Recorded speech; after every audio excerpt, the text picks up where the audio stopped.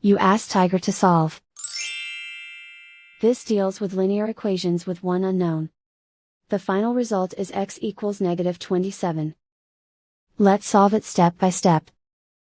Simplify the expression. Expand the parentheses. Simplify the arithmetic. Expand the parentheses. Simplify the arithmetic.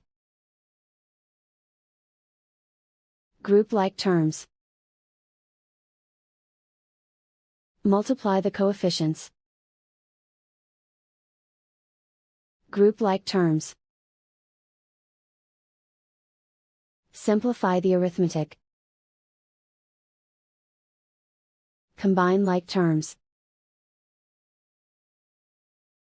Group all constants on the right side of the equation. Subtract 27 from both sides. Simplify the arithmetic.